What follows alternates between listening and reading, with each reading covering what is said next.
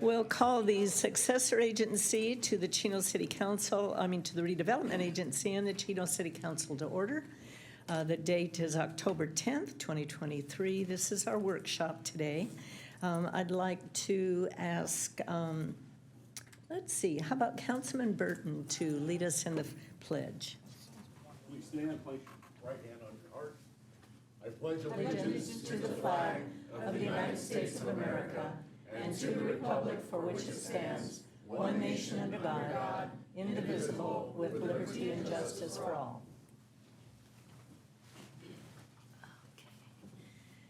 And we will note that all council members are present. As well, we have members of our Planning Commission and Community Services Parks and Rec Commission with us today. We have the chairperson and the vice chair of each of the commissions with us, I believe. First on the agenda is public comments. This is the time and the place for the general public to address the council on items that do not appear elsewhere on the agenda. Is there anyone in the audience that would like to address the council on an item that's not going to be covered today? Okay, seeing none, we'll move on. Our discussion this evening is a City of Chino discussion, or commissions. We're going to be discussing various questions that were asked of both commissions as well as the council, and discuss the results of those questions and kind of debate pros and cons and recommendations to the council moving on. The first question that was covered is, should there be at least one commissioner appointed from each city council district? The Community Services Parks and Recreation Commission, the majority voted no. It was 5-2 against appointing by districts. The Planning Commission was 5-1 against appointing from districts. So I'll open it up to council discussion. Who would like to speak first? No one. How about one of the commissioners? Would one of you like to address us on your reasoning? Curtis? Okay. I thank you very much for everybody being here, Planning Commissioner and Community Services Commissioners for being here. I think that the question, once again, should there be at least one commissioner appointed from each council district? I think that it would be really nice to be able to do that. And I can tell you, because I've sat in on interviews and reviewed applications, that we do everything that we can possibly do to get somebody that would represent the open district into the position if they're qualified. So if they're not qualified, then that puts us in a bind if we make it a policy that we have to select somebody from each individual district. So I think that it's not a good idea to do that at this point in time, because we have to put somebody into the position that is absolutely qualified to do the job, and we don't want to get stuck if we make that a policy that somebody from each district has to be appointed into the commission. Exactly. We've changed the internal policy a bit, where when I started as mayor, I invited the chair or our liaison of the commission to be with me when I did the interviews, which was not done with previous mayors. That helps to balance, because our representative to the commission knows the functionality of how the commission is running, who gets along, who obviously reads their agenda packet, who knows our city, who knows our community and is truly involved. And so that helped me with decisions. We've changed that a bit now, because I try to balance by district. It gets thrown off when we have our census, when we're redistrict. And so where we may start out balanced with representative, we have uneven numbers, so you'll never have the exact same number in every district. You'll always have one or more that has maybe one extra commissioner. But when we had the census, the balance was thrown off because of the census, and I'm not going to remove a commissioner because of the change of districting if they're a good member of the commission that is what do I want to say, participating and of true value. And so our commissions were a bit off this last few times. We have set numbers of questions that we ask the applicants to see who has knowledge, who's interested and why, how long they've lived in the community, if they truly understand the community, and if they have time to serve. And so I think the way we're doing it now, I am able to either select the representative to the commission to be with me during the interviews, or I can select different people to be with me doing the interviews. Like, for instance, now, if we have a vacancy, say in District 1, I can invite either the council member from District 1 or the representative to that commission to be with me during the interviews. And I think the flexibility is healthy. I think it's really good. But to make it mandated, if we don't have a qualified candidate from a district that has a vacancy, then we would be forced to appoint someone that may not be qualified or desirable. Other input? Yeah. And looking at this, I know things have changed a little bit because we have changed some commissioners, but and looking at the commissions individually. So, and looking at the Planning Commission, for example, we know a lot of the building that was taking place, that a lot of the people down south were upset about were the warehouses and everything else that we were building down there.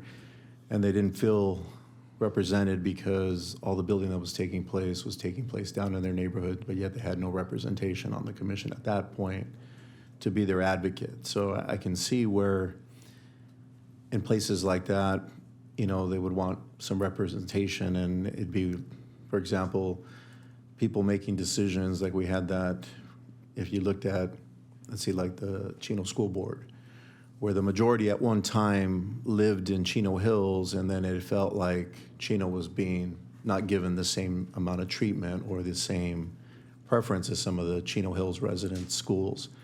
So I could see where now that they've districted it, it's put more of a playing field, and we have now have put some people on that commission that are from those respective areas, so they do have a voice where maybe before at one time they didn't. So I think that is important, that we make sure that people down there where the building's taking place, there has to be some representation. And same thing goes for parks. Because the people that live in that community are going to want to make sure that their parks are, and that their programming is up to par in their areas where maybe at one point they might have thought it wasn't, but we've addressed that as well now. So I do think it's important that when we go to pick a commissioner, we got to look at our areas to make sure that they're evenly represented. To say that they have to be there, well, that kind of limits us. So I do like the fact that when we look at a commission and we look at everybody that's on that we make sure that everybody from the city is represented, or at least the interests of the city, so that nobody can say, hey, they're making all these decisions about our community that we live in, but they don't give us a voice. So I think in that sense, how do we do it? I don't know. I think that's what this workshop's about. So somehow or another, we got to make sure that we always keep it open for everybody. I think right now, you know, the preserve for the longest time has been left out, but they do have a planning commissioner there. They do have somebody from community services there now. So I think that was the biggest thing at one point. Same thing in College Park. We do have a planning commissioner there. We don't have a community service person, but I don't know if we really truly need one there. But would it be nice? Of course it would. Of course it would be nice to have one, but we don't have that many commissioners. But I just think, you know, having somebody like the preserve being so far away from everybody that if you don't live in that area, that's not, they probably wouldn't get the same attention unless we were pulling somebody from their community. So I do feel in that sense we need to make sure that we always have representation for that area, especially since they're so far away from the rest of the city. But I'm open to any suggestions. I do like being able, as a representative of that area, to be able to sit in on the interview and interview everybody. You know, that we just say, hey, We're looking for a commissioner because our commissioner that wasn't from this area is no longer here, but we're looking for somebody from this district. Please apply, and if the people that apply aren't as good as somebody else out of the district, do we then pick somebody else? Yeah, then I think we would have to bridge that when we get there. But I think if you tell people, hey, we're looking for somebody specifically from your area, if you guys are really interested in your community, somebody come out and show us your interest, I think you would always have somebody from that neighborhood or community come out. But I just think, a lot of times people think, oh, they're not going to pick me, or, they're not going to pick from our area, they never have, or something along those lines, so people don't apply. But I think, when we go look for certain things and we look at what we have currently staffed, then we need to somehow be able to find where we have the needs and fill it accordingly. But I don't know if we need to say, hey, it has to be from this area, but I think we should always be looking to try to fill it from that position.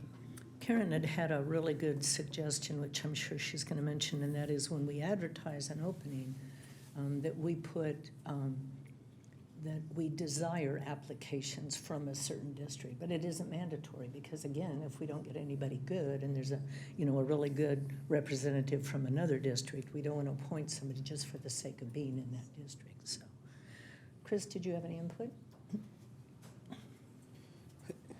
Well, I guess I have a quick question. Currently, we do have someone from each district. Is that right? Yes. Which districts right now have the one extra? I don't have the count right in front of me. There will always be, since there's 4 districts and there's 7 commissioners, you're always going to have one district, or more that has maybe one more and one less. Right. So you're always going to be a bit uneven, and then it's going to shift during the census when the districts change. Yeah, I understand that. Do you know how many, Linda? Do you have- I don't, we didn't bring it, where I was checking, we don't have the list, but we do have representation across all districts. That's all districts. Yeah. Real quick, should there be at least one commissioner appointed from each council district? Yes, there should be, and that's what we're doing right now. Should it be policy? Well, no, because we handcuff ourselves, and those are my comments. Yeah. Okay, Karen? So this is hard for me, Mayor, because the way this is formatted to me, it's like we're trying to blend some of the things that have come up with like policy and selection for me. But when it comes to this particular question, I do think there should be a commissioner from each district. I've already suggested to the mayor during our discussion with this that when we advertise for it, that I think we should put, hey, the person in this for this selection should be selected by district. One of the things that's happening that we talked about this when it happened several years ago when we got districted was how it would change us as a council or the city, and I think unilaterally that we strive to look at the greater good of the city and the city as a whole.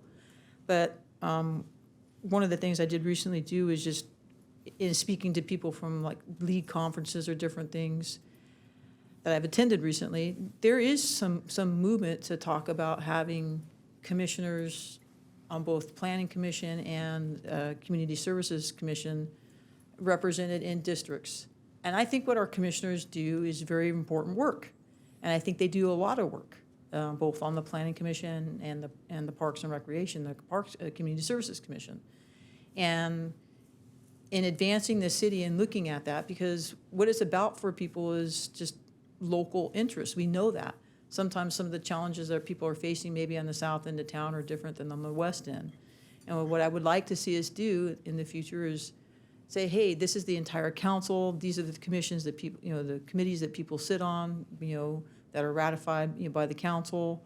And then here's your commissioners in your areas. I bet a lot of people don't know that our commissioners visit parks or are looking at certain developments and have that included greater on our website.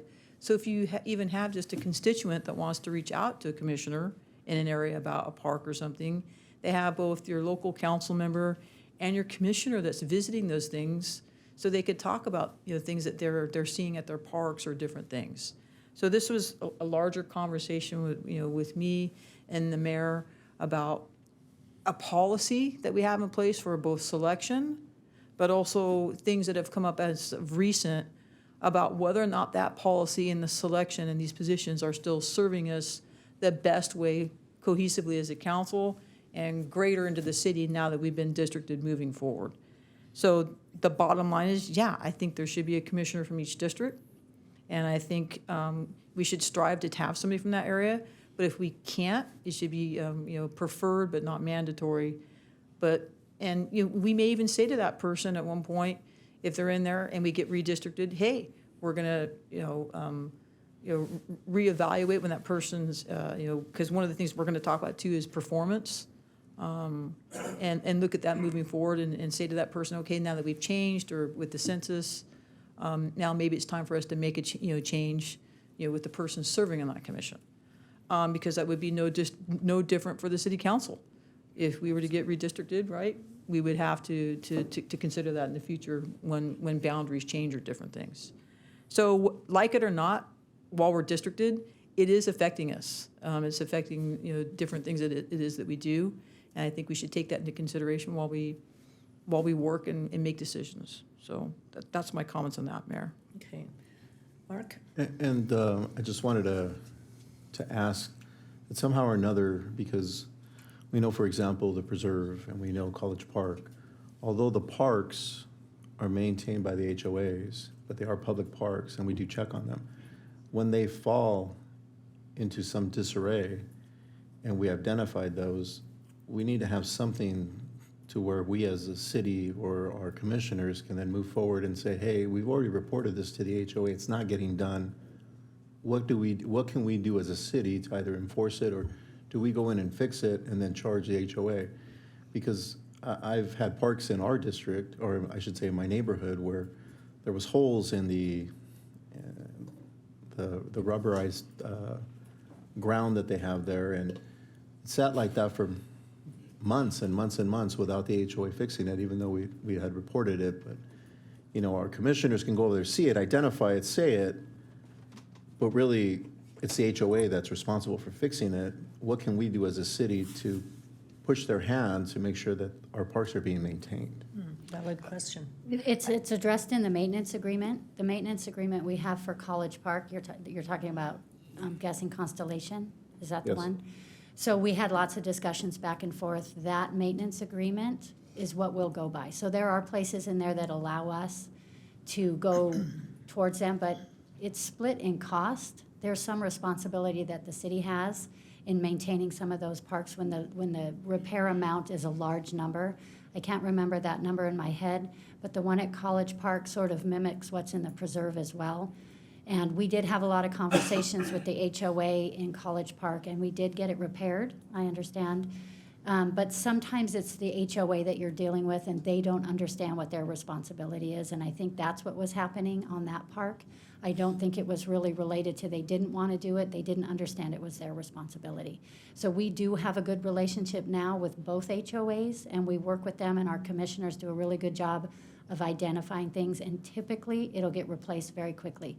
When the cost becomes really high, and I want to say it was $50,000, I'll check on that, then it becomes a shared responsibility between us and the HOA. Okay. And I can add, on a broader scale, we have requirements that we insert into the CCNRs of the various homeowners association that gives the city additional responsibility and I shouldn't say responsibility, leverage to compel the HOAs to maintain not only their own particular properties to avoid any nuisance issues, but also their typically public improvements surrounding HOAs that they're required to maintain as part of their conditions of approval, and the CCNRs impose those legal obligations, and if they fail to do it, there's some penalties and rights of the city to step in and charge them. Karen? And I think in addition to the parks, Mayor, is that I want residents and people, if there's a particular planning action or development that's set to occur, I want residents to know who their local commissioner is, so if they want to reach out, not just to their local elected official, but to members of the planning commission, so they can express some of their concerns about planning actions or different things. That's because of land use issues and different things that are happening. I want people to feel that they have access to not just the people who are sitting up here on the dais, but more importantly, people that are making recommendations, advisory to the council on these issues during their conversations. Now, I know that they get noticed in different things they may read about in the paper, but it's also helpful sometimes to be able to speak to a person about their concerns. And then that helps the planning commission, when they come to these meetings, express different things or make better informed decisions about some of these processes. So I think as a whole, like I said, even though, we can't change what's happened, and I think the city has become so big now and so diverse, it's just different than it was when it was, 40,000 people. And between traffic and different things, it's what's, like the development that just happened, the annexation on East End or the development that's happening there is just, it's, some of those transportation things are affecting people in different ways, or lack of parks on the north end, or just the myriad of different things that we're dealing with. So I think for residents, it's nice for them to be able to contact a person and speak to them about it. And I think that's best when it happens at the commission level, so they can take that in consideration before they advise the council on something. Well, I think one thing that and I've talked to Linda about it, we haven't really enacted it, but I think one thing that would really help both commissions and us is if we have routine meetings together. I really think we need that, if not quarterly, at least every 6 months, where the council has an opportunity to sit down in a round table type workshop and just discuss what's going on in the city. Also, the other thing too is I don't think we really have a good method of what I'll call onboarding of new commissioners, where they clearly understand their responsibilities and what their powers are and aren't. The commissions are an advisory commission. We set policy, and the commission helps implement that policy. The commissions don't make the decisions to change zoning and that sort of stuff. It's advisory. And so I think it's come up in the past where some commissioners don't clearly understand what their responsibilities are. So I think we need to do a better job of that, which I've spoken to Linda about. I think that would help tremendously also, especially the new commissioners. But we really need to have some workshops where we get to just, we want to hear what you hear. We see the reports periodically, but that's not the same as being able to just openly talk to you about what's going on. The other thing that I'm always sensitive of, and have been since we went into districts, is we on the council up here, even though, well, I'm not, but the other council members are elected by district, but we're all responsible for the entire city. And the commissioners are the same. You may be appointed from a district, but you're responsible for the whole community, not just your district. So when it comes to desires and what we're doing and what we're implementing, you have to also be open-minded like we have to be with what's our budget. Where are we going in the future? Maybe everything doesn't come to District XYZ at the same time it comes to ABC. You see what I mean? The timing may be different because of funding or priorities, or one district may be perceived as getting a lot more than another district, but there may be a reason for it. So there's a lot that goes on in decisions. A lot. Yes, Bobby, go ahead and come on up. Thank you, Mayor Pro Tem, staff. So when we had our meeting for the Commission, Community Services, Parks and Recreation Commission, our meeting, we talked about this. One thing I would just say is that as commissioners and as we're new to this, somebody just being appointed, we have the understanding of you have to know the entire city, not just a district. If we fall into districts, which I understand the logic of that, I do, but if we fall into districts as commissioners, then we're isolated to that. Yes. And then now, when someone leaves and there's a vacancy, now are we just going to appoint a certain section that's living in that district? And if we do that, I think it limits us. Commissioner Jerry and I live in the same district. We wouldn't be on this commission together, if that were the case. I just want to say, so all of you guys understand though, we have to, as commissioners, we wear many hats. We have to go to all the events. Every time we sit up there at our meetings, we get a sheet, and there's about 20 things we, sign up for. But that's how you get to know the city. Mm-hmm. That's how you know the events, the people. I think you hit it on the nose, though. we need more workshops, because when you're a new appointee, there's no, manual what to say up there, what to go by, other than maybe the chair or the co-chair talking to you, in a leadership forum. But I think when we're looking at districts, so many good points you guys are making, and I understand it, to get to know the community better. My work job, I do that out there in my work, and I understand the logic of it. But I think as commissioners too, though, we have to be broad. We have to be open. We have to understand the entire community, whether it be the preserve or the north end of Chino. That's our responsibility as commissioners. So I'm not saying my would be against it. That's my personal take on this. But I would just be careful when if we strictly go to districts then with commissioners, whether it be a planning commissioner and community services, because then your applicants might narrow. Right. And Well, you and won't. that's another reason why I personally want the flexibility. Because if it's a desirable person out of a district, then that's really great. And if they understand they're truly responsible for the whole city, not just their district. But if everybody from that one district, if no one's really qualified, I don't want to be forced to Sure. appoint somebody from that district when there might be somebody in a neighboring district that has very high qualifications. Right, and then one thing we also do on the commission though is we talk with each other. So I recently gave up a park that I didn't have a lot of time there, so I gave it to Commissioner Jerry. So communication like that within each other, if you can't make a park, whether north end, south end, or in the middle, give it to a commissioner that can. Yeah. So you understand and get to know that park.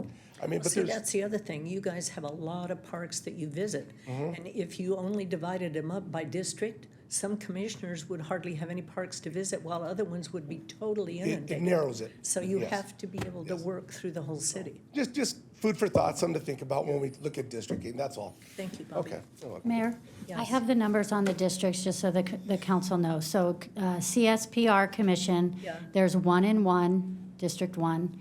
There's 2 in District 2. District 3, there's 1. And District 4, there's 3. Okay. For the Planning Commission, we have 2 in District 1, 2 in District 2, 3 in District 2, 2 in District 3, and 1 in District 4. Okay. I think Bobby makes some great points here, Mayor, as well as just everybody on the council, but I think here what I'm saying is, like, the way you get to know the whole city is exactly what Bobby just talked about, through event work, right? Like, even on the council, we're not just going to events in our district, right? We're going to events and things throughout the entire city. I'm talking about how do you have a commissioner if we have a problem at a local park, and we know that we don't have as many parks in certain areas, so of course, some of the commissioners have to separate those, but where will those residents most likely attend the park? And how do residents know that they, that's why I was also an advocate of, like, which I know we'll talk about here, is having some of these commission meetings televised. So residents, when they're looking at them on public education television, can say, okay, well, this commissioner handles these parks or these things. How does most of the public understand what commissioners handle what? What assignments they have if they just wanted to reach out to them, and how do commissioners know there's a problem in the park if they don't know their local commissioner? So there's a lot of angles to this. I think it sounds like we're almost unanimous that we don't want to limit ourselves to it, but it's highly desirable and preferable whenever possible. Karen, is there a Yes. website that shows our districting? I was just going to ask Linda about that. And the other thing too is what your responsibilities are. Because I know there's a list Absolutely. that clearly shows what parks you're responsible for. We should include that on the website. So that was my point in all this, Mayor, is like, I think, from a larger, governmental perspective, including your council, hey, here are your commissioners assigned to these areas and what they do. How do, when you, like, I visit a lot of my local parks, right? And I go to Linda, but then I happen to go to the commissioner and say, hey, I went to this park the other day, just to let you know you're having a problem with this here, or you're having a problem with that there. That's great communication. But if we're struggling with, we're not doing with each other, we know the public's not doing. The public's not aware of it. They don't know. So what I'm saying is, in addition to policy and selection and these issues, which have been bifurcated between policy and these issues, it also makes it harder, and the districting, when you're just looking at these things myopically from these things, this is part of it, but it's a greater, I think, larger issue. So Linda, we can. I don't think we have them listed, but certainly we can. Good. And I'm almost certain we do not have the parks that each commissioner has listed. But that could be added because you have that Certainly. list. I've We seen do have that list. I think if most residents, if they attended their local park and they knew that there was a commissioner that visited that park at least once or twice a month, if they had a problem with the park, whether it be litter or graffiti or safety or anything, that they would reach out to those commissioners, so the commissioners, when they visit those parks, would have a greater understanding of what they're looking for that are of the community concern. Okay, any other input on number 1? Yes, Kevin. Can I just add to that thought of updating the website? Currently, the planning commissioners and especially the community services commissioners' emails aren't listed on the website. And so if that's a step that you want to take, the community services commissioners would need to have their email addresses activated and listed on the website currently. And I think the city's taken this step. Last I had heard, the community services commissioners did not have access to their city email. So I just wanted to mention that. I've always thought that's a good idea, Kevin, because like I said, when you're sitting in those meetings or that action is coming, we want to hear that at the advisory level to the commission prior to it coming to us. And I would say probably a majority of our population doesn't even recognize that, or understand that process. So I think it's a bit of an education, and I think it's a bit of just, explaining to people what it is we're trying to accomplish. I would say that we would need city emails for all of them, because you don't want to inundate their personal email with it. Yes, Brenda, any input from the audience now? Oh, you guys have such faith in me, I tell you. I just want to know if Brenda brought cookies to the meeting, that's all. I didn't bring them, sorry. Oh, geez. I did bring them for someone else, but I apologize. Oh, man. And I'll still get a ticket if I'm It must be speeding. Kevin. Okay? Kevin has cookies. So when I was a commissioner, on our agenda, it had every park listed and who was supposed to attend it. The majority of the commissioners went to everybody's parks. And I could go to Iola Park and call Jamie and say, Jamie, your park looks like a piece of crap. But Jamie was there an hour earlier and didn't know that there was a party, and now there's trash everywhere. So the commissioners that have been on there for a while do communicate. Most of them read their packet, not everybody does. Some are on the commission that are very self-serving. I spent a lot of time on that commission, and I love the commission, and I learned a lot. And I don't want to see us pigeonhole anybody for a district, because you're, like you said, would lose a lot of knowledge that the city actually pays for, because you learn this. And growing up in LA with all these districts, after a while, you don't get anything completed. And my perfect example is drive around USC. Oh, and then let's go drive around UCLA and go over by Beverly Hills. The roads suck, okay? I don't want to see us get pigeonholed. We're there for the whole community. And as for the preserve, yes, a lot of stuff takes time. That's our agreement. Once it's built out, things are going to get completed. And I'm sorry that it offends some people that it didn't get done right away, but we should all do our due diligence. When I bought my home, I knew Magnolia was going to flood in the rain. I also knew Oaks was going to flood in the rain, and a lot of Mountain Avenue. And over the years, it's gotten fixed, slowly. And I'm sure Commissioner Linda will tell you the same thing about her neighborhood, her cul-de-sac. The cul-de-sac used to flood with Yes. floating trash cans. Yeah. And I know that, when I was commissioner, I went to a lot of stuff, and I always carried my business cards. And I suggest that everybody else do that, but it's also reading.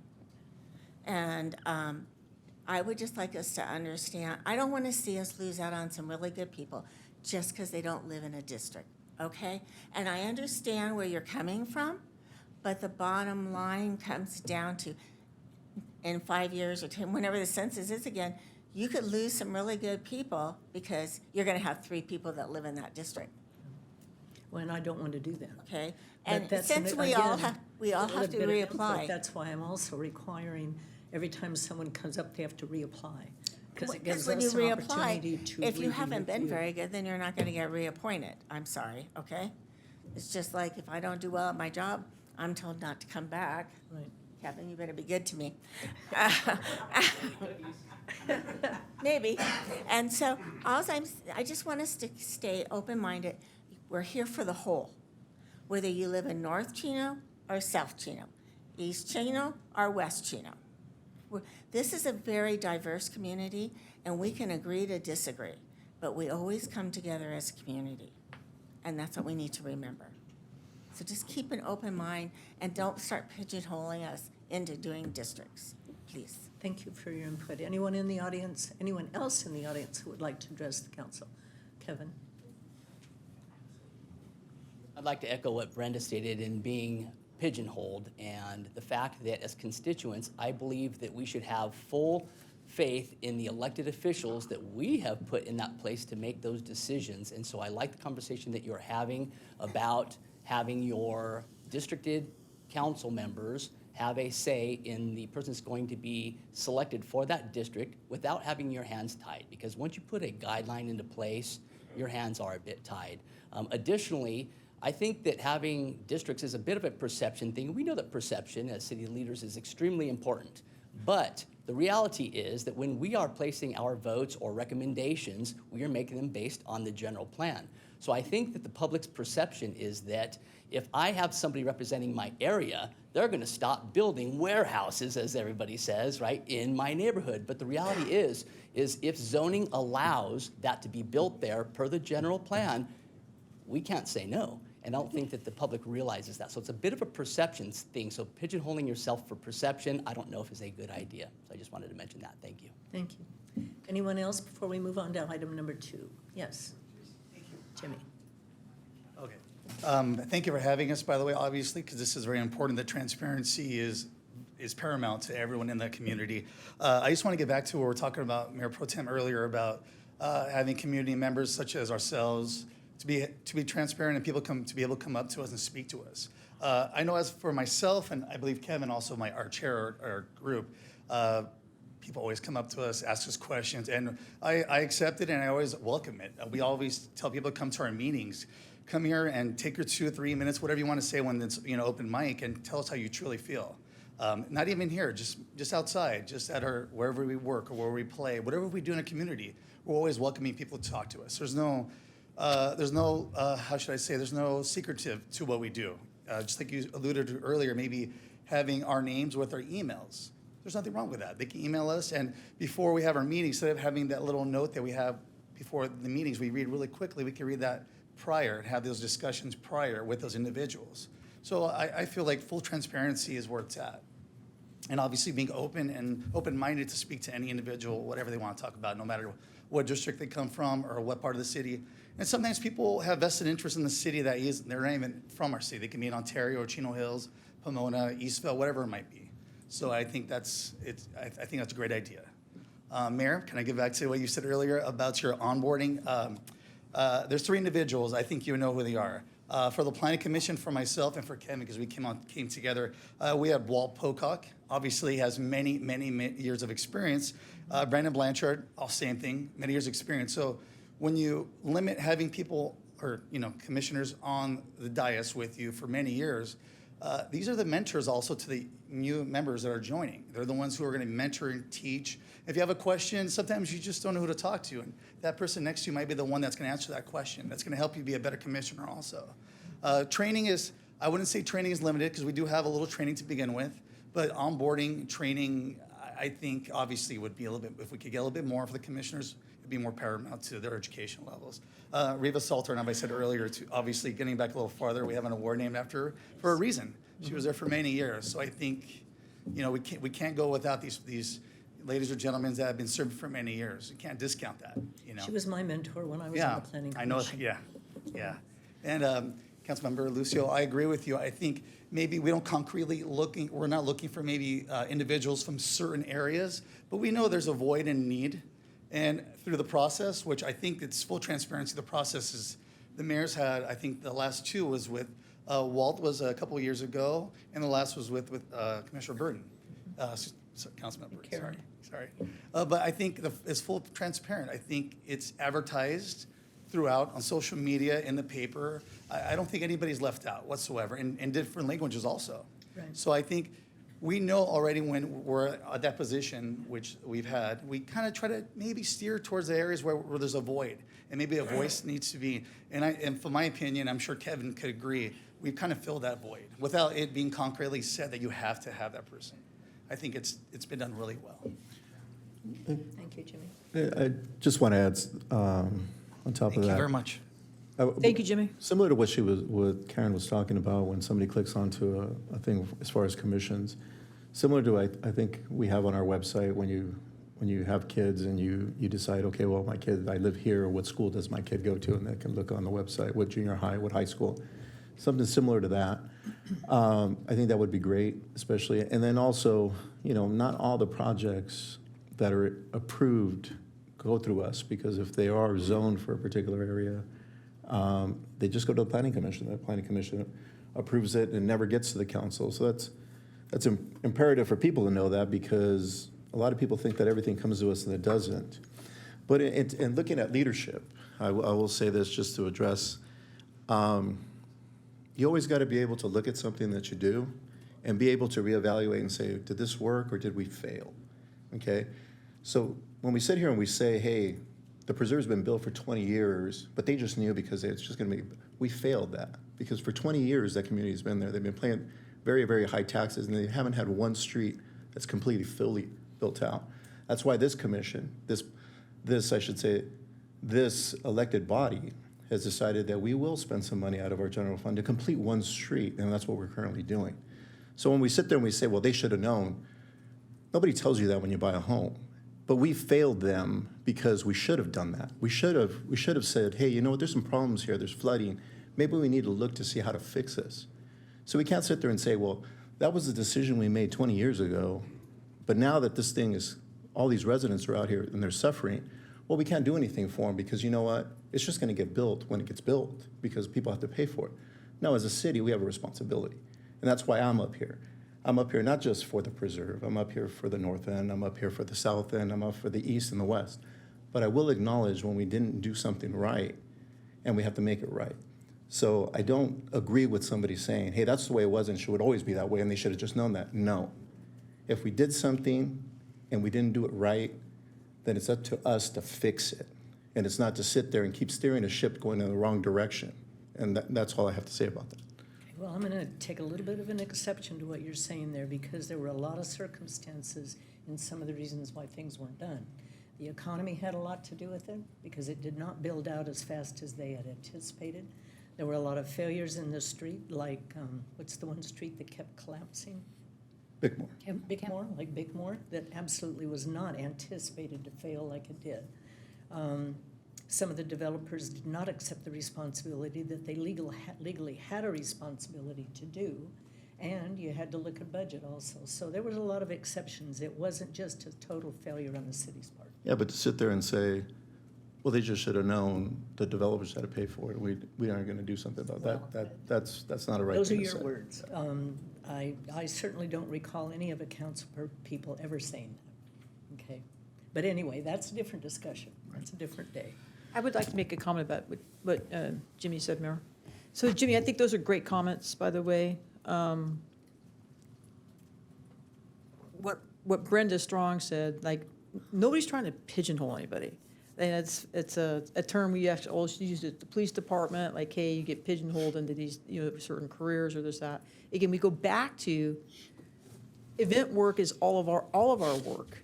But you can't deny the fact that when you're in certain areas of town, or if you're in the sphere of influence, you have concerns about things that are happening with annexation. And what we're trying to accomplish is, it's when you put on that commissioner hat, or the chief of police, or any role in staff, you're elevated to a level in the public where the public thinks you know everything, or you're the resource for them, right? And it's all of our responsibility as a team. All of our staff is Team Chino. It's all of us to educate the public. Kevin, you make a great comment. Hey, if it's zoned for me to do warehouses, I can't tell them no. But it's your opportunity there to say, well, what's your concern about the warehouse? Do you know about our policies? Is there something that we can do in this particular project to offset some of those concerns to the residents? The easiest thing for us to say to all of our residents is just no, because no is the easiest thing to do. Well, what is your concern specifically? And I will work with our staff to see if we can offset some of those concerns that you have. That's our job.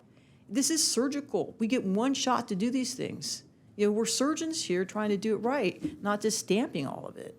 So I think when, and most of the projects come through, some of them don't have any concerns whatsoever. But if you have a resident that's actually reaching out to you, it doesn't happen very often.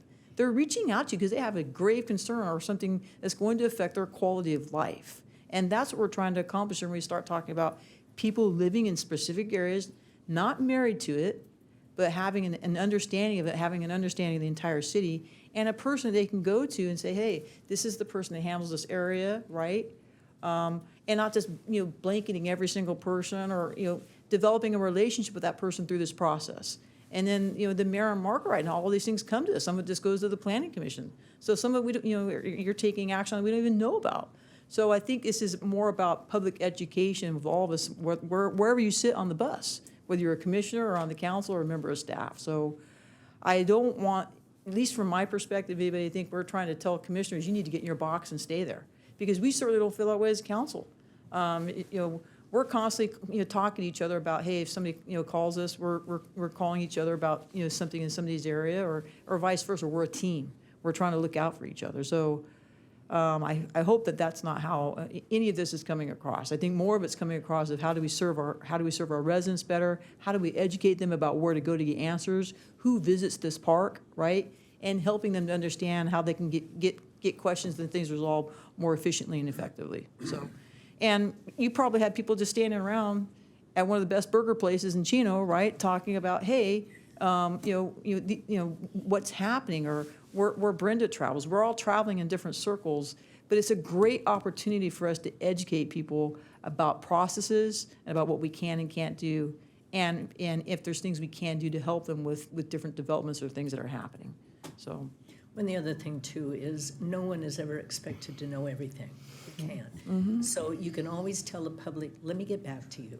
Give me your name, give me your number, let me get with staff, or staff will get back to you. So don't feel pressured that you have to answer everything, because we certainly don't know everything. And many times we have to go to our own staff and find out. So, you're not expected to be able to answer it all. Okay, if that's all there is on that one, we got to move on or we're not going to get through this list. So item number 2, should term limits be established for the commissioners? The Community Services, Parks, and Recreation Commission voted 5-2 against term limits. The Planning Commission voted 4-2 against term limits. So discussion on that. Who wants to start? Do you want to open it up to them?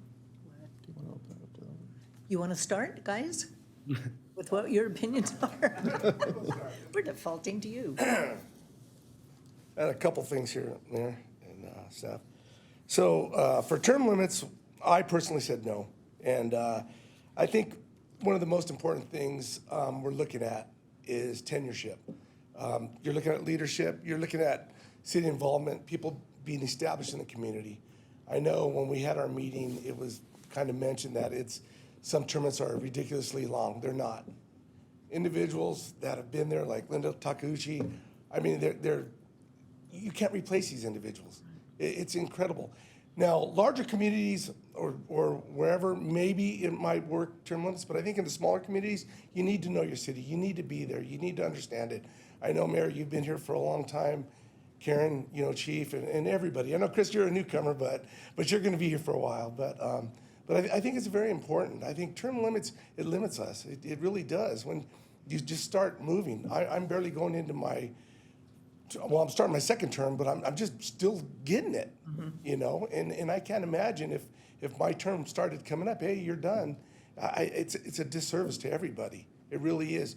And, one thing I did mention is that we could look at, if we're looking at, individuals that have been on there a long time, is that maybe do evaluations, or look at how we're doing, or our productivity, whatever it may be, and I think that's not even the case, but that's something that we could implement or put in there, just so, somebody that's been there for a long time. I know we look at Congress and our senators and all that, and we're like, man, they're in their 90s and all that, and maybe then. But I think what we're doing right now and what we have here, I think we're doing really well. The city, you have to know it. You have to be here. You have to understand it, and it's going to take longer than at least 10 years. It's gonna take a lifetime sometimes, and it really it's going to take a long time. And you guys, you have your term limits.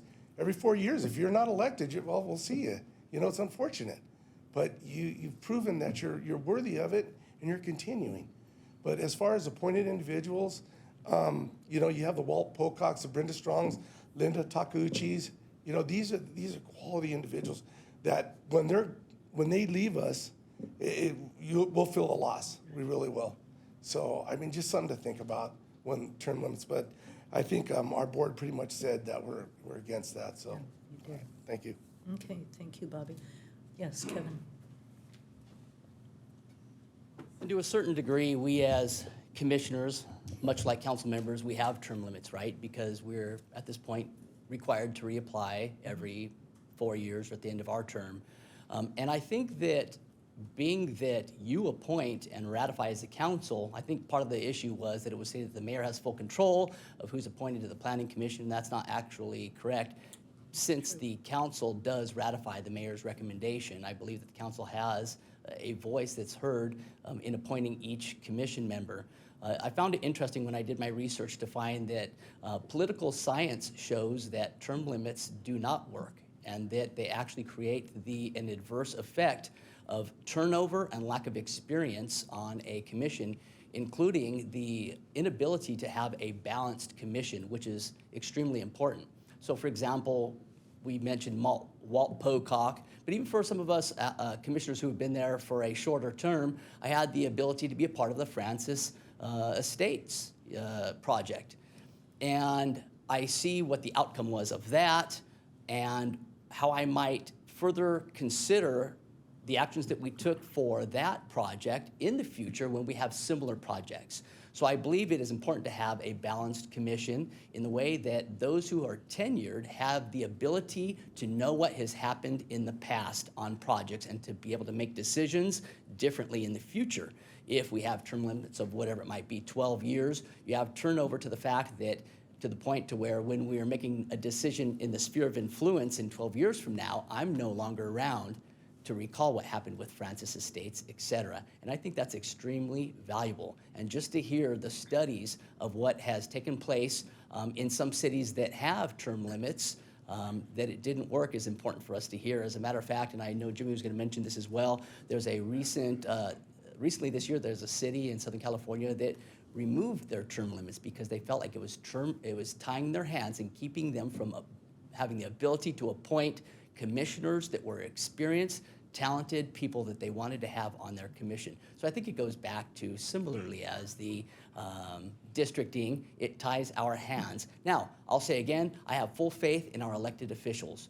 I go to every election, I go to the ballot box, I place my vote and my confidence in you to make those decisions. I believe that you will make those decisions, and I don't believe, to a certain point, term limits are to protect ourselves from ourselves, to protect us from ourselves, right? And it's interesting because as part of the study, it showed that term limits are popular with the public and really popular with people who don't vote, right? And that's interesting to me.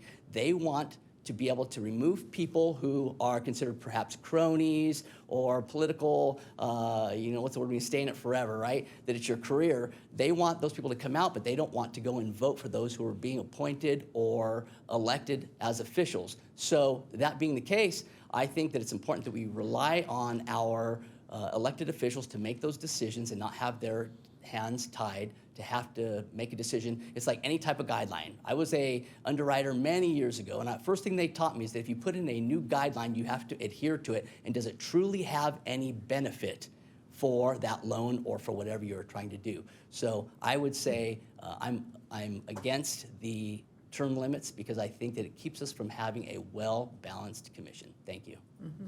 Well, all you have to do is look at Sacramento. I've talked to many people that actually say staff is what runs our state now because the electeds are not there long enough to establish the relationships to work across the aisles or be there long enough to understand the complexity of state government. So it's backfired on all of us.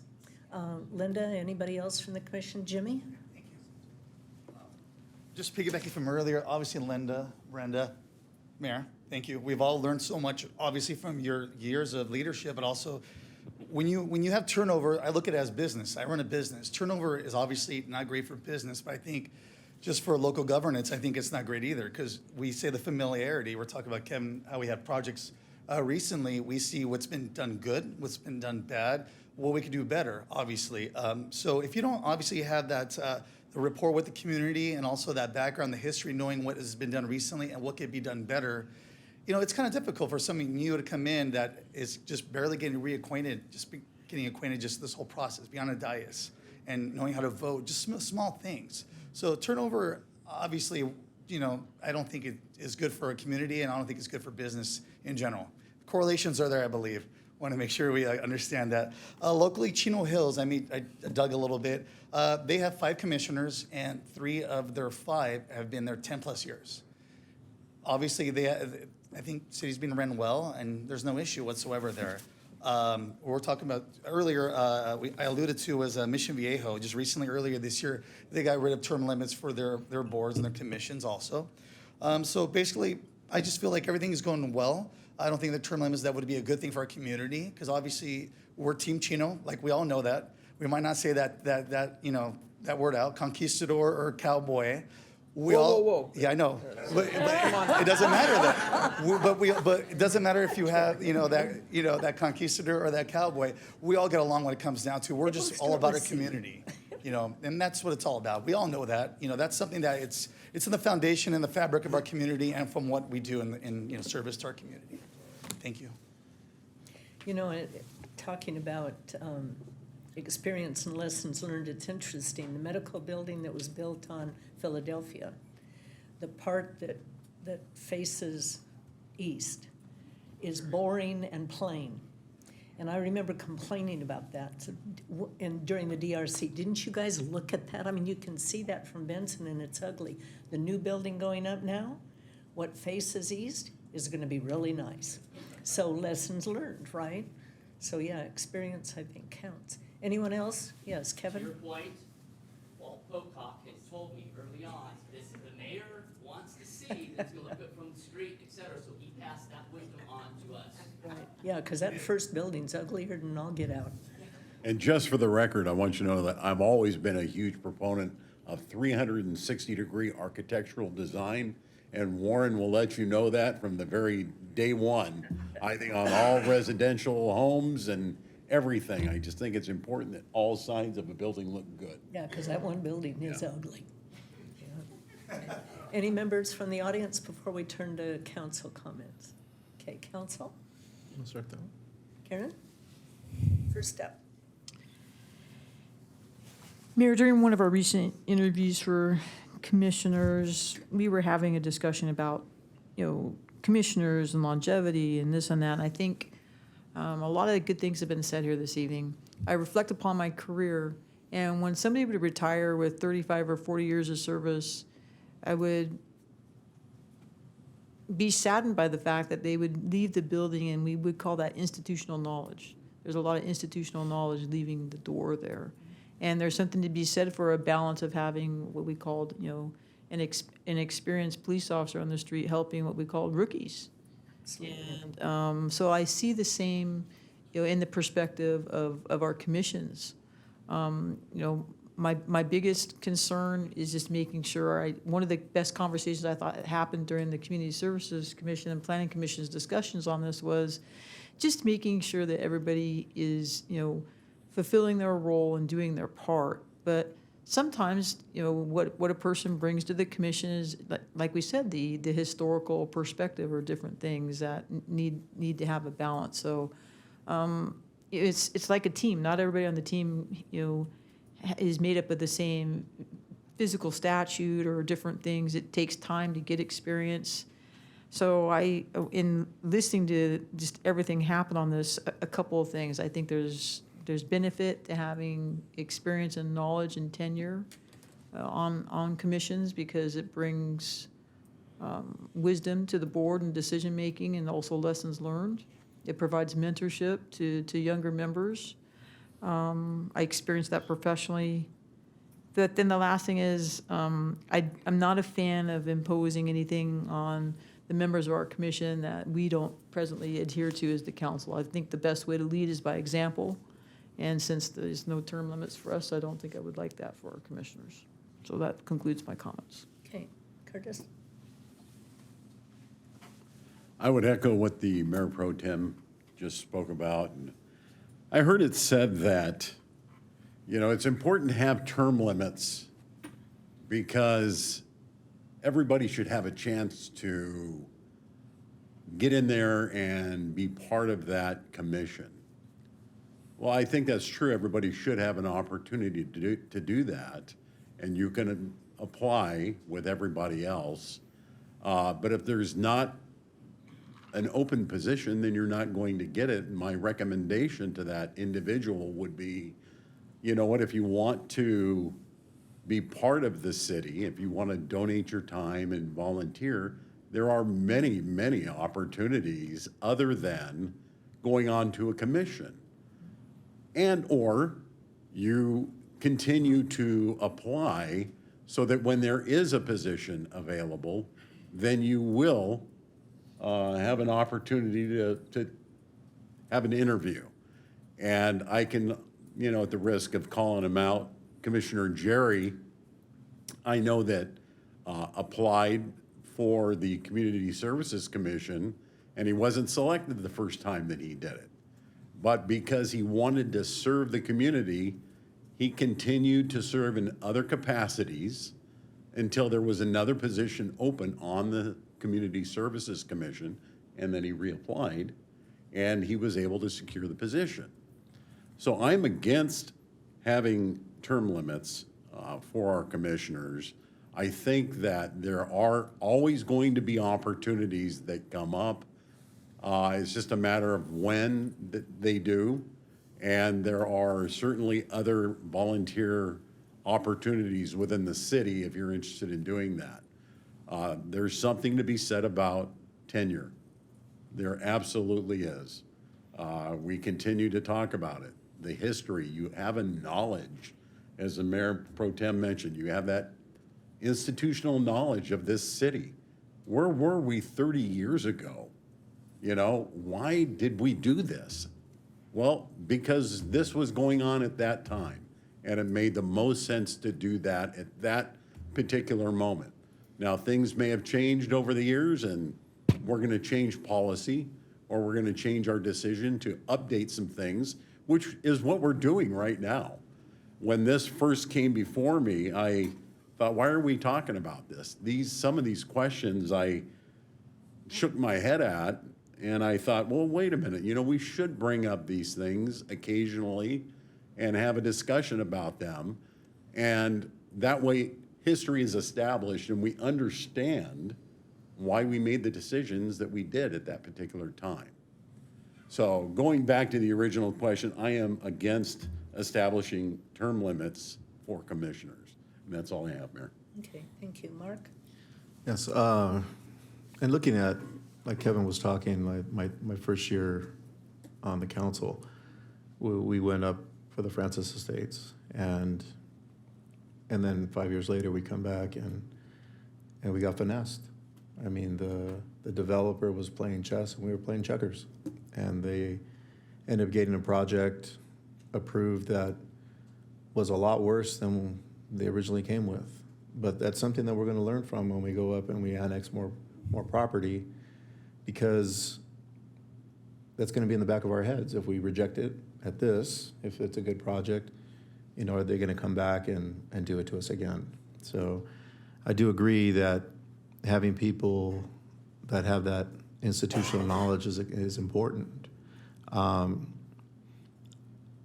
then I always look at, would we do what, if you're going to implement something, do you do something that's working? So a good example, are we going to set our standards based on Caltrans? No, I don't like anything Caltrans does.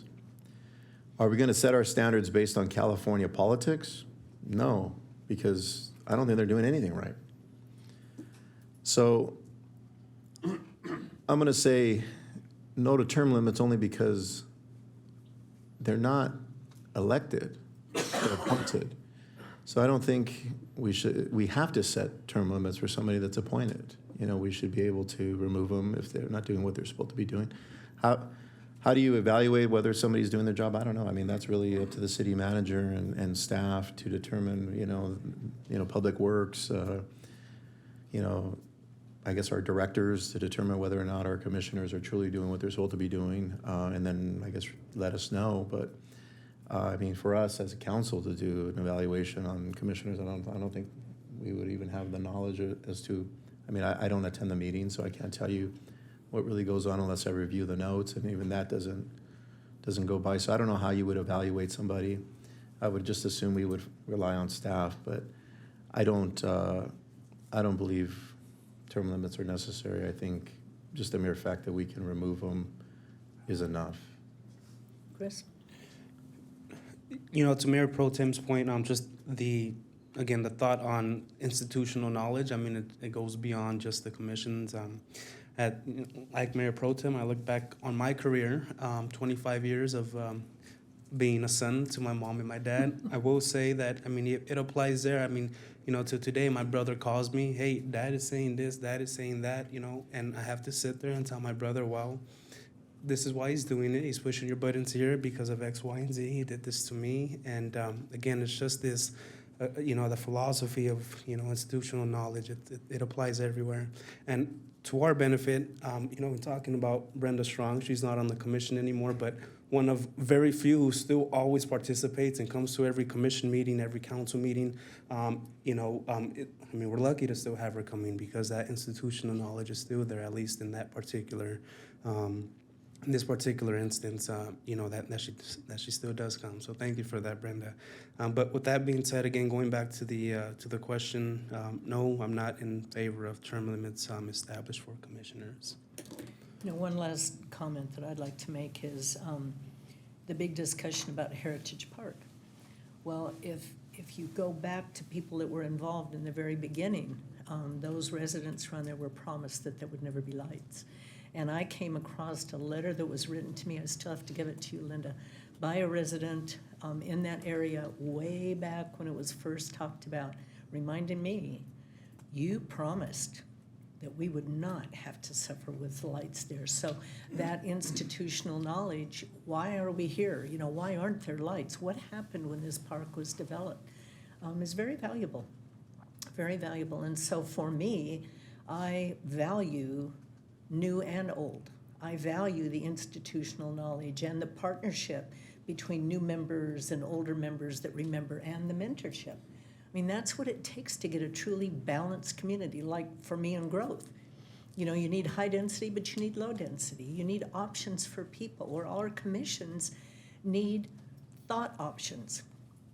People that have the knowledge, people that are new with new knowledge, but to mandate somebody to come off of a commission because they've been there for 8 years, 12 years, whatever, to me is just wrong.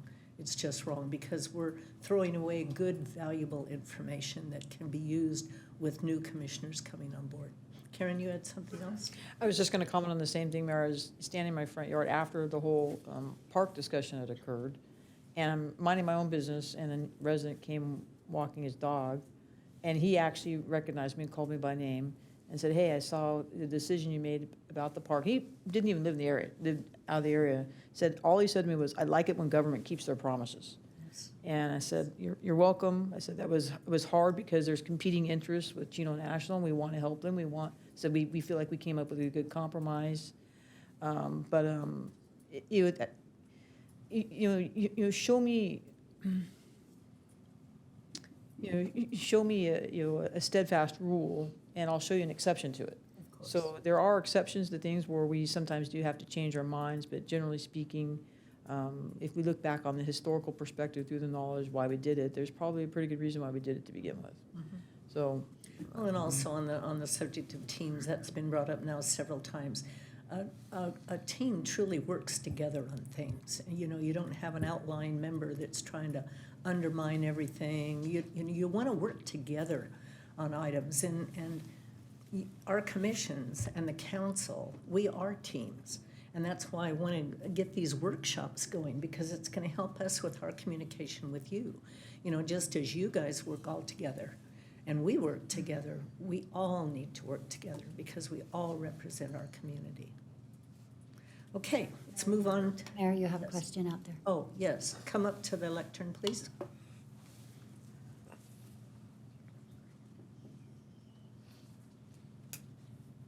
Hello, I have more of a question for Fred, other than a comment. But it was my understanding that the decision council makes regarding any of these topics, they'll come to a vote between council, to become policy. But my question is that, does it stop there, or do they have the ability to approve a measure to go on the ballot for the next general election and let the residents of the city make the decision? That's my only question. So if I may respond, Mayor, I'm not hearing, at least thus far, that any changes are proposed to our municipal code that sets out the standards for appointment of commissioners. So unless there's any directive to make those changes, there is no further action that would be required. As far as having any issue presented to the voters, that is fairly unusual for appointment of commissioners. I can't say I've ever seen that be put out to the voters, and simply that's often a cost issue. It's tremendously expensive to put out a ballot measure, but that's obviously a policy decision. Right. I'd done some research too, and then there was about 60 different cities that in the last few years have brought the initiative to the voters regarding term limits for council members and commissioners. And that's why I brought it up, because I had seen that in other cities in California where they brought it to the voters, and then they voted on it during the general election. So it has to be approved as a ballot initiative, and then it becomes a measure to be voted on. That's my understanding. So if tonight's just a discussion, when does it come to an actual vote? Like, hey, we're not going to do term limits. We're not going to do any of the agenda items that are on tonight. Does that happen tonight, or does that come at a council meeting?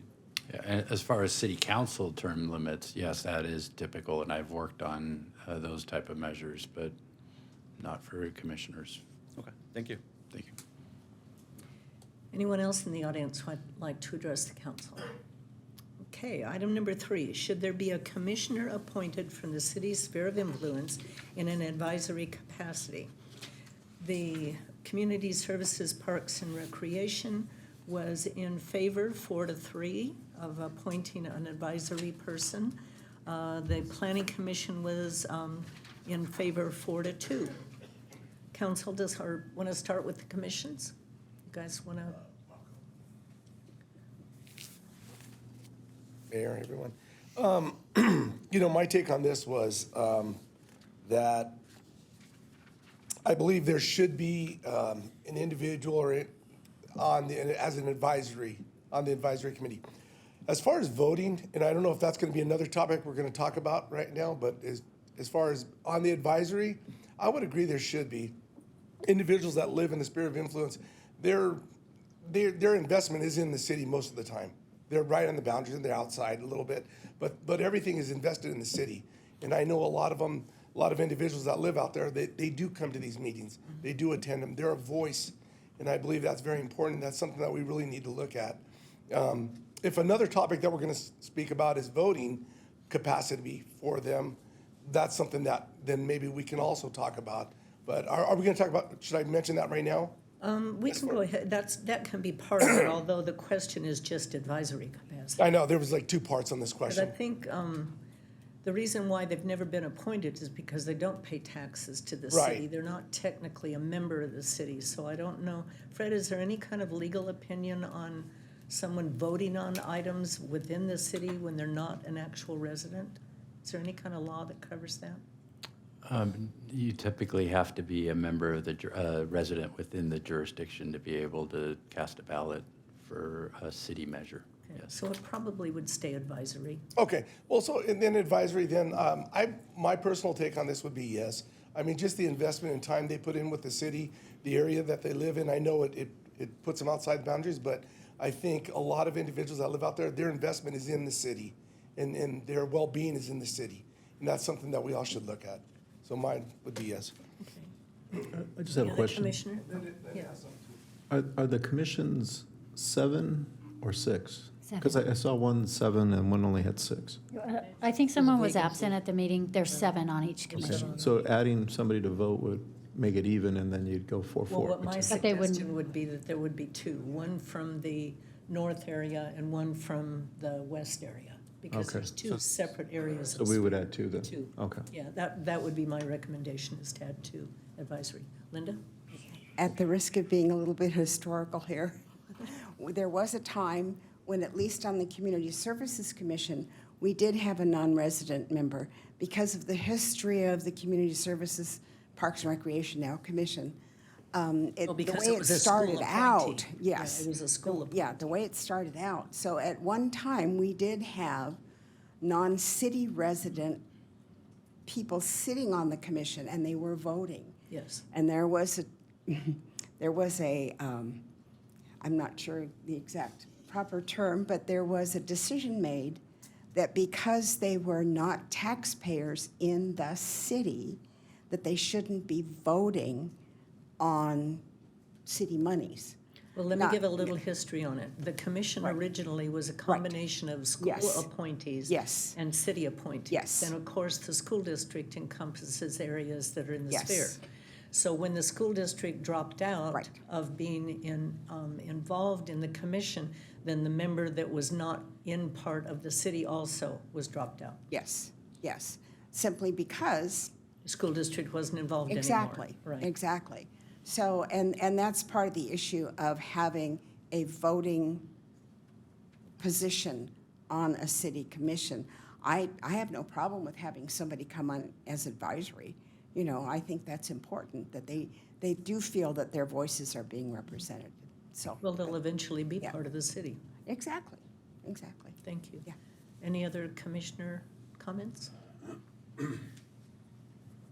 More of a question, is an advisory role for somebody who doesn't live in the city necessary for items that are being enacted on that don't affect the area that they live?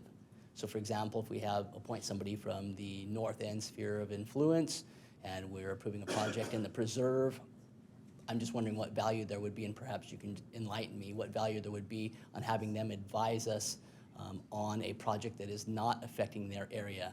I know in the past there was a Sphere of Influence Advisory Committee that I think discussed items that were going to affect their area, and perhaps that's still an option, that advisory committee would come together when there is a project within a certain radius of their area that they'd be able to discuss, and then have somebody come to our commission meetings and provide the input from that.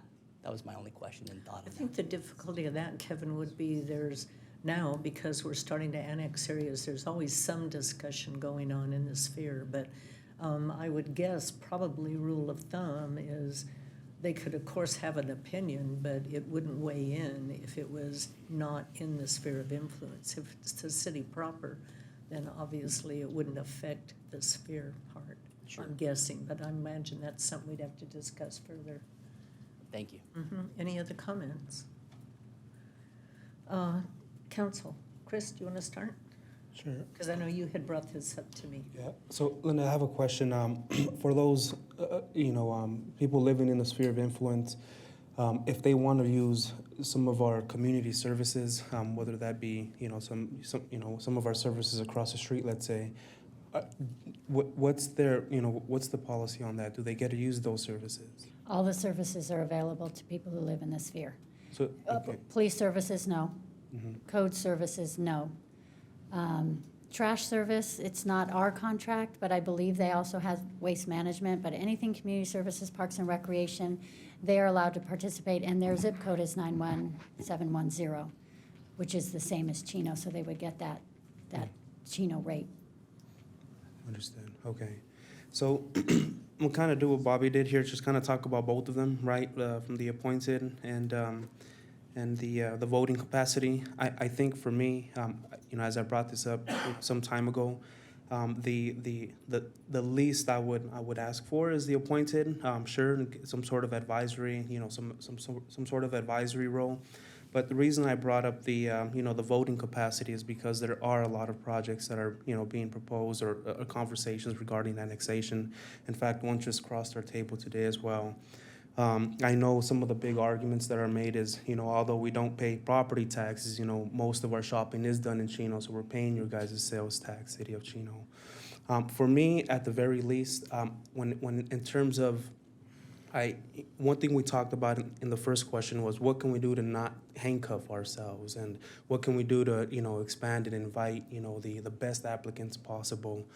For me, I guess my thoughts are not that we need somebody from the sphere of influence, but can we at least open up the applications to the sphere of influence, and in terms of the vetting process, if they're not the best applicant, then well, we'll go with somebody else, and if they are, well, that's a decision that the council would make. But for me, again, those are my comments is, in terms of at least opening up the door to the residents there in the sphere of influence and allowing them to at least submit an application, because you never know. We may have a pool of applicants, and it may be that someone from the sphere of influence is maybe, the best fit for the community services, but maybe not necessarily for the planning commission or vice versa. And in terms of our parks, we've discussed that there is a huge lack of, parks in the northern part of, the city of Chino. And one day we do hope to annex all of the sphere of influence. And in terms of looking at property up there in the sphere of influence, maybe someone who lives up there can give us some better insight as to what properties may be coming available, or what properties may be potential for sale, or what property owner may want to sell their land and maybe sell it to the city to turn it into a park one day. And but again, I guess those are my comments, Mayor. Is that at the very least somebody appointed in some sort of advisory capacity, and on top of that, I think win-win would be we at least open up the door and again, allow applicants from the sphere of influence to be a part of the application process. Mark? Okay, so whether or not we should appoint a sphere of influence advisory capacity, I think, yes, I think we should, especially since the direction we're going in is to start annexing this property. So I think we should have somebody there in an advisory capacity. And same thing, like Chris said, we obviously want to buy parkland.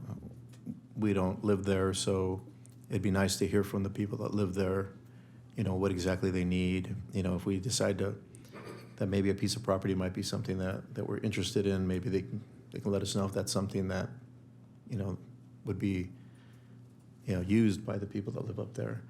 I'm sure it would be because there's no parks up there, but it just would be good to at least have their input on that.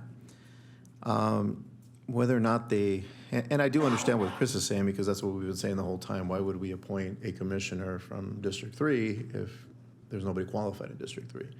So that would be the thing. So we would open it up, see who applies, and see whether or not we do get 2 qualified applicants. But if, then that also puts us in a position, if we don't have 2 qualified applicants and we only have 1, then we Re-advertise.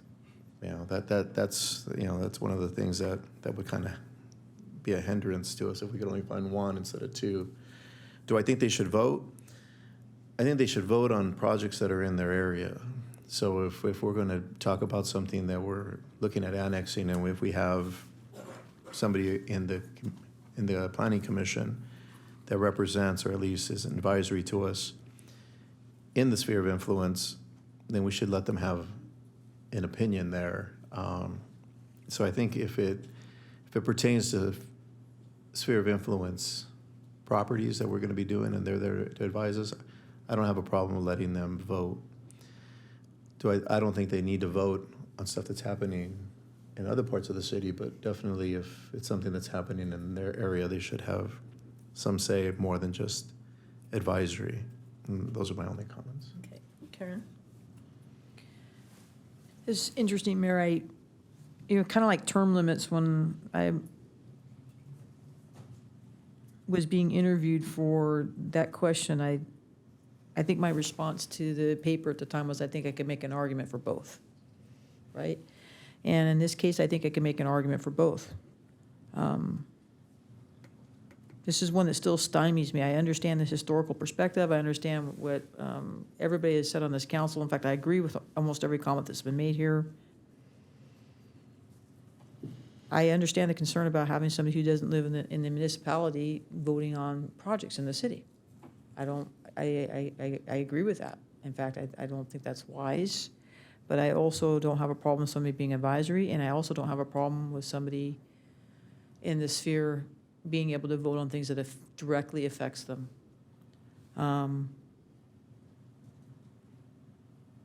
My only issue there is sometimes when you start doing that, there's competing interests, right? For people that live in the sphere versus the city. But I think in what we're trying to do in government is give good local government, good local governance. And when it comes to people and when they're being annexed, I think they need to be able to have a voice somehow. So I wrote in my notes, maybe you had a minimum and advisory capacity, but maybe to areas that directly affected them, not to just city business and other areas. So I'm kind of out on this one still. Kurt? Thank you, Mayor. I absolutely believe that we should have a member of the sphere in the advisory role on the commission. I think we only need one. I don't think we need two, but I think we absolutely need one individual from the sphere to be able to speak on what their thoughts are of any type of project that could be coming in their area. There's a lot of things that we don't see because we don't live in the sphere. So I think it would be very beneficial for us to be able to go out and solicit that information in an advisory role only at this point in time. And that's my comment, Mayor. My opinion is, I agree that we need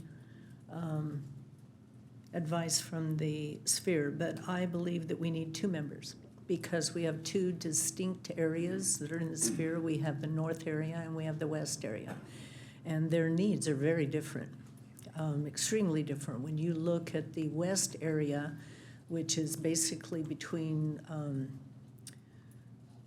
Chino Avenue and Riverside Drive, east of the 71, their needs there on that hill, Riverside, what they call Riverside Hill, is very different than the north part of the sphere that's flat and bordered by Pomona and Montclair. So I think we need a member from each. For me, it was advisory since they don't technically pay taxes to the city, but I could entertain a member that could vote on issues that are in the sphere. Yes, Fred. May I ask a question? Because I know the agenda deals with all your commissions. Yes. But I'm hearing some comments that seem particular to planning. Is the intent of the comments to apply to all of the It's for commissions? both. For both. It's for both, Yep. because we've got to look at parks in that area. Yep. We're going to be doing an overlay general plan, and I think it would be very instrumental to get input from a good representative from both areas on their perception of what's needed. At least advisory, at least input, if not an actual vote on things. But I think if it sounds like we're all in agreement that we need to do this, so why don't we table the rest of the discussion for further information from staff to ferret this out on how it would work? You know, how the interviews would go, how the people would be selected, what their responsibilities would be. Because I don't think, Chris, I'm going to disagree with you on one thing. They would not apply for an opening within a district. They could only apply for the sphere of influence area. So that would be a district, both of them would be districts in itself, one from the north and one from the west. That's what my intent is. But they would not apply for like District 1 through 4. Okay. Yeah, and I mean, yeah, I agree with that. I mean, ultimately, I think, one thing I do hear up here is that we need to get, some of those residents involved up there, more than ever. And I know we did at one point, but, revisiting that. and that's what we're doing, so that's good. I think the challenge here, Mayor, is in these areas, we have a lot of residents that even though they live in the unincorporated portion of Chino, Chino is their home. Right. So they have a real vested interest in development and parks and different things that happen there. Yes. So, and I think at a local level, we're gonna have more of a tendency to want to listen to them and have, especially bring them into our community, what it is they want to see there versus when they have to go to a larger county, meeting. Exactly. So, how do we serve all, those interests the best way for the resident, for the community, without, infringing upon, the benefits that come with living, like we talk about taxes in the municipality. But the fact of the matter is, our residents that live in the unincorporated areas, they use our counseling services, they use our parks, they're using, our amenities, so, I think, I look at it as like a good neighbor policy. How do we be a good neighbor to them, while they're at one point waiting to come into the city in whatever method, so. Well, having actually lived during that kind of an issue, because my area was annexed way back in the early 80s, there were zoning changes being made by the county that the county didn't care what the rest of the area wanted at all, just the applicant had, it was all large 1 acre properties, and then a developer came in and bought a piece of land, bought up some houses and stuff and built condos, which didn't fit the neighborhood at all. County didn't want to hear from our areas, so we lobbied the city. And we were told, at least in the city, you're going to be listened to. You're not listened to in the county. And the city was good. The city at that time took the department directors and the city manager and actually came out to our area at a big community meeting and talked to us about, what our influence would be on the zoning, how things would change, that they would listen to us. And it made a big difference. So, Can I say something? yes. And also, I think appointing the two, like you said, would be the only way it would work, because if we do give them the ability to vote, and we only add one, then we have 8, Right. and then we could theoretically end in a 4-4 tie, and there would be no tiebreaker, and it would just, You have to have an uneven Right. number. Yeah, I think there's more to be discussed on this subject, but absolutely. I think there's merit to it, especially with what's happening. Okay. Mayor? Yes. And I think based on what I've heard up here, I would agree that we probably do need to. I didn't even consider just the geographic Completely detachment different, of the yeah. west side during my initial comments, but I would agree with you. They're in their own little area out Right. there, and they have different needs. So, yes, I would agree that 2 would probably be more appropriate than just the 1. Okay, so what we've actually done is discuss 3 and 4, and so if the council agrees, I would ask staff to take 3 and 4, do further analysis, work with Fred, and bring us back some suggestions on how we can implement this. And then we'll get input from the commissions also, okay? Okay, then we will skip on to nothing. That's it. Oh, no, wait. There is an additional one. Should the Community Services Parks and Recreation Commission member-at-large appointment be converted to be appointed by the mayor with the approval of the city council, have it the same as the planning commission? I think that's a good idea. That position used to be a commission member-at-large appointment when we were partnership with the school district. So it makes no sense to do that anymore. So any opposition to changing that appointment to be from the council, the mayor and the council ratification? No, I agree with you, Mayor. It just, for consistency purposes, I would agree with you. It needs to be selected by the mayor. Right. Now, another question has come up. It's not on our agenda, but I'm going to bring it up briefly. It has been suggested that we televise the commission meetings, and Linda and I have had conversations about it. She's been able to look into it a bit. I'm going to ask her to give her comments on that, but what I'm going to suggest is, because of what she's discovered on an extreme cost of what it would take to televise the commissions. I think we should have further discussion on that and have it be part of next year's fiscal budget, because it's a big impact. Linda, do you want to cover that? Yeah, thank you, Mayor, members of the council. So we've been discussing this with our Channel 3 team. One of their roles, of course, is the council meetings, recording them, editing them, pre- and post-production. It's quite a large task for such a small team. If we were to add 2 more meetings a month, it would be really hard. They couldn't do it with the staffing we have. So we would definitely have to look at adding some new staffing, full and part-time, so that we could do it right. If the council would like us, we can look at those numbers, but I do think bringing that at the budget time would be the appropriate time, so we can fold it into our budget, we can hire those people, and we can do it right. So Mayor, I think it's important to do that. It's something we've been talking about for some time. I think it's important to maybe even evaluate at the midterm budget.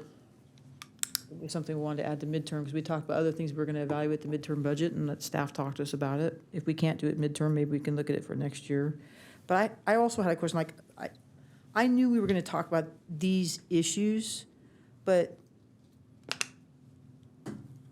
I don't understand why how the policy and the appointment is separate from all these issues. I think this is a good opportunity for us to discuss also, like, in a continuing workshop, performance of the commissioners, like we talked about tonight. You know, how we as a council sit and select those people. Is it each member from the district with the mayor? And also, at one point, we decide how we want to, you know, as a council, if we have somebody who's not performing on the commission, to remove them, right? So I didn't really understand that these were going to be separate issues, but I also would like to discuss that, you know, as we move forward, so. Linda, you and I have discussed in the internal policy, so to speak, not formally adopted, but the working policy. I thought you provided that to the council. I think that it was provided to the council, and it's an administrative policy that we looked at, because when it's time to appoint a new commissioner, we needed to have some structure and some policy on how we do it. So what we looked at and what we put in the policy was, first, we would declare the vacancy, which is required for the Planning Commission, but not for Community Services, Parks and Rec. Then that would put staff on a path to fill that position. So we would advertise it, we would collect the applications, we would identify the districts that they're in, we would share that with the council, then the mayor would then select someone to sit on those interviews, and then we would put, once those interviews are done, it would come back to the council for ratification. So because we didn't have any administrative policy on how to do it, staff was always in an odd position on what we're gonna do. That's how we filled the last 3 or 4 commission appointments. It's gone well for us as a staff to know what to do and how to do it. So that's where we're at. And if the council has or wants to talk about that, certainly that can be a discussion we can have. I think it's been working very well. I know I've enjoyed having someone with me during the interviews, and I think I need the flexibility of choosing who sits with me, because if it's, I'd like to involve the council person that's in the district or the opening that we're going for. Again, we try to balance it, but I want the flexibility in there in case we have 2 different openings. I don't want it just one person. I want to be able to, you know, invite multiple council members or whatever. Can't be 3, but, you know, different times. But if you regiment it down to it has to be followed exactly like a certain way, you could possibly tie our hands, staff and council. And I certainly don't want to take opportunities away from us. Yes, Kurt? I would agree with the Mayor Pro Tem about getting something written and tabling this for maybe a later time about just our commissions in their entirety. I think it's important that we have some specific role and expectation for the positions. I know we do, because I went through it, but I think it needs to be a little bit more specific than it is now. our Community Services Commission and our Planning Commission are totally different. But what they have in common is the commissioners are ambassadors for the city, like we are. You're out there looking out for the best interests of your community. You're an ambassador. If you see something going on within the community, whether it be good or bad, you need to report that to your director. I think that if there's an issue within your area, or if you see something going on, I think that the commissioner needs to make contact with the director to get that resolved. And that's the first spot that you go to. Our ambassadors, our commissioners need to understand what their roles are when they're in their positions. As far as the evaluation process that was discussed earlier, you know, we talk about how effective has that commissioner been when they're seated in that position. I think one of the things that we need to maybe do is solicit the director's input and find out, you know, have they been a good member? Have they been the ambassador that the city is looking for? And or maybe even go to the chairman of that commission as well. But I think we absolutely need to establish this when we talk about the role and expectation of the position when they come in the door. Mayor, I liked your idea about periodically sitting at a round table. I don't know if we do it annually or biannually with the commissions as a whole to discuss issues and just to reinforce what the expectations are. I think our commissions are doing a great job. I really do. They're very, very hard workers. There's a lot of different things that are going on both sides. But I appreciate the work that they're doing right now, so thank you. You know, and they're not, you know, they're paid a little bit, certainly, you know, not like a full-time job, obviously, you know, especially if you look at the number of hours and the pays. So you have to give it a little bit of flexibility in there. I mean, they're essentially almost volunteers, just like similar, not like us, but I mean, we're certainly not compensated for the hours that we put in, and we don't expect to be. But yeah, I in the past, because it's always traditionally been the mayor that does the interviews and selections, and then council ratifies. That historically has always just been accepted and not fought the way it is now. And I understand, you know, council wants more power when it comes to appointing commissioners. I understand that. One thing we have to be sensitive to, though, is depending on the information that comes forward, you could get into a situation where it has to be discussed publicly. And I don't think, we're not going to have our commissioners with us if we have to discuss performance and such publicly. That isn't going to work any more than it would our employees. But I have discussed in the past performance expectations with directors as well as with commissioner chairpeople. You know, and word gets back to us if a commissioner is either, you know, not reading their material at all, not participating, coming in at the last minute at meetings and picking out certain things to question just to look like they're participating.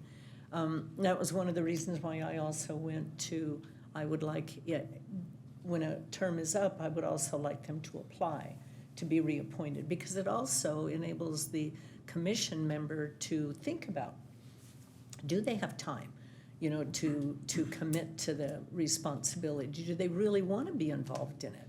You know, are there job commitments or health commitments allowing them to be involved as much as they would really like to? So yeah, I think it's been a good exercise on both sides, you know, to do some self-evaluation if commissioners want to stay involved or not. But again, we've got to be a little bit careful with what we do on this, because it could, especially when it comes to sharing all the information with us, unless we want to involve Fred and have it be client, you know, attorney privilege, we could get into a position where, you know, we would have to have public discussion. Correct, Fred? That's Correct. And we don't want to get there, because I think we would lose commissioners. They don't want to be discussed publicly. I mean, it's essentially a volunteer position. Well, Mayor, I think for me, this is more about an issue of process for me, Mayor. And I have talked to you a little bit about like processes and when I look at this, when I look at how we're selecting it, I look at this as like the checks and balances of government. There's 5 of us up here for a reason. I think for me, and I'm not saying that Linda didn't distribute the policy to us, Linda. I don't remember getting it. Maybe you did. Can you redistribute it, please? So, but I think for me, I would like for us to look at the process, and for me, it's not about, power in selecting any of these people. For me, it's about everybody brings a different perspective to the table. And I think when you start, having like in your district, if, Mayor, you had that council member sit to that district for the person that we were seeking, I think that person who's in that area has, a good understanding of what they're hearing from their constituents. And if we're wanting that person, that representative, and we are saying it doesn't have to be exactly in that area, to have a working relationship with that person, we want them to feel like, hey, you know what, this is your council member, this is your area, this is this. Although we're working, contiguously as a larger city, but for me, I think, Mayor, I think we have an opportunity as a council to put in a process that helps preserve checks and balances and just versus leaving it to one person. We don't know who our mayor will be in the future, so I think it's good to say, hey, listen, let's put in a process that has, input from other people so that we have some checks and balances to the decisions that we're making in the selection of that. No, I don't object. I think that's fine. So, and how we do that, I think, is collectively a good thing for the council. I think the start is, Linda, if you would Will do. send that. Because I don't, if we, and I think part of this process was, one of the reasons we were looking at this was we didn't have a process when people reapplied. I mean, I think you had it in your head historically, Mayor, when you start talking about historical perspective. But I think there was confusion, like, well, if the commissioners were asked to reapply, does that mean the council or somebody, the mayor is unhappy with them? Or do they just get reappointed for, because we talk about, their term being up, right, after a certain period of time. 'Cause we have a term on there in our policy. It says they'll be appointed for a period of 4 years. Okay, do they just get reappointed? If everybody's happy on the council, do they just get reappointed? No, we're going to change it so that everybody does, reapply. I think that's part of what started this, is, kind of some confusion to commission, or even to me as a council member. And I think there's value in us looking at it that way, but that's just my 2 cents. Yeah, that's fine. Anybody object to that? Okay. Okay, so we will have a follow-on workshop at some point in time that will be determined. Okay. Can I recap what I heard? Real quick. So on the items, we are not going to address appointing from a district. We are not going to consider term limits. We are going to try and put together some type of a policy or a procedure for the council to review on how we would appoint from the sphere. We'd also like to, and when we come, and we're going to change the at-large appointment to the current policy that we have, which is mayor appointed and ratified by the council. And then we'll look at, I wrote down several things when we come back for another workshop. So we'll talk about how do we evaluate the performance of commissioners, that we don't make that public. How do we select? How do we remove? We'll talk about onboarding for each of the commissions and what does that look like. We will have some joint meetings and we'll have the council select once a year or by twice a year. And then talk about roles and expectations. I know that each of the commission has their own roles and expectations for their commissions, but maybe that's something we need to address. How we're going to impress upon our commissioners that they are ambassadors of the community and what does that look like. And then who will sit with the mayor for the interviews. Someone from the district, maybe we'll have a discussion with the directors when a new commissioner is coming on or asking to be reappointed, and maybe a discussion with the chair of Some that of that's commission. already covered in your new policy. It is, But so, I thought we all agreed that we would have the sphere people as advisory. Right, that's the Right. And clarification. then the majority of us decided that we would allow them to vote, but only on right. items that, And that's the policy, that's the one we'll bring, so yes. But we'll see what that looks like, what the changes need to be to the ordinance to make that happen. So we'll put that together and we'll present it to you we'll appoint from the sphere, there will be 2 people, one from the north, one from the south, voting only on things that might affect the sphere, if it's a park or a project within the area. And then we either decided, do we as a council just all decide that we want to wait till the next budget for televising? I'm fine with that. Do you think you can analyze it for the midterm? We can. Well, we can analyze it, and we'll bring it back to the workshop. So typically, we try December. Where's Rob? When do you think we'll do midterm this year? Midterm budget? Mm-hmm. Be like late April? Late April? It's I think so. usually. Well, we can put it in the workshop, so we'll need to get the workshop in before the midterm. And that way, we can at least analyze it, and we can say, this is what we'll need, and then if we decide, we can try and get it into the mid-year. Okay. Okay, that's what I have. Did I miss anything? Yeah, maybe you did, maybe you didn't, but the immediate change would be adding the commissioners' emails to Oh, yeah. the webpage. Yeah, and their information, On their the parks. website, we'll make sure that we put where so we have the commissioners' pictures and names, we can add the district, so they know. We do have the district map already on our I website. don't want addresses. No. Put their personal We'll just put the address. district number, just Yeah. like we do for the council. Someone's laughing, someone wants their address. And then the other thing that we have, which is on every agenda for the Community Services Commission, is which parks they're assigned to and which committees they're assigned to. We can also get that onto the agenda. Yeah. The other thing that might be, I wrote down one more thing. So, and then, I don't think they all have emails right now. I know Community Services has a Community Services Commissioner email, Planning Commission, is there a Planning Commission email? Just one, right? Oh, you all have individuals, so we'll make sure we get that on the website as well, and we can get the Community Services, Parks and Recs Commissioners their own individualized They need emails. individual. They don't yeah. have them now. Okay, Okay, so yeah, I think we've got that. okay. Okay. Anything else? Good meeting. All right. Anything from the audience? Yes, sir. In regards to Mayor Pro Tem Comstock's idea of broadcasting the meetings, this is probably not an option, but I thought I'd bring it up perhaps in sake of the budget.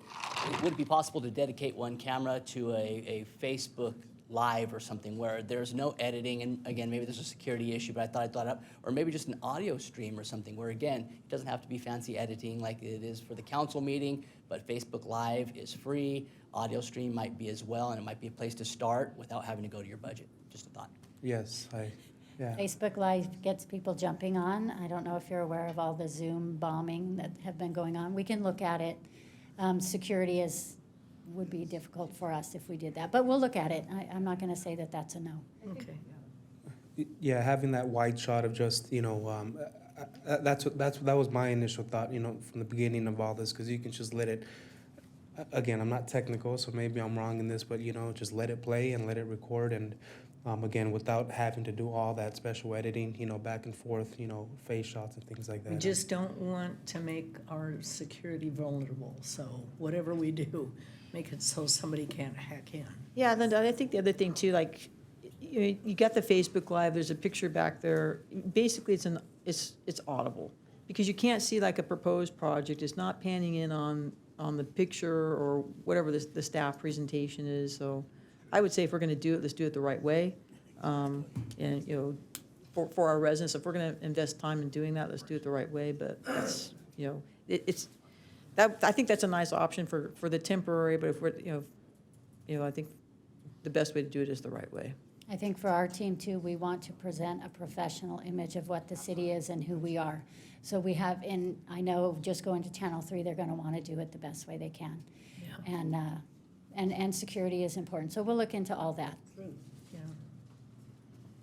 Okay, anything else from the audience? Okay, if not, then we will adjourn to our next regular meeting, the city council, which will be held Tuesday, October 17th at 6, with closed session starting no earlier than 4 o'clock if necessary. With that, we are adjourned.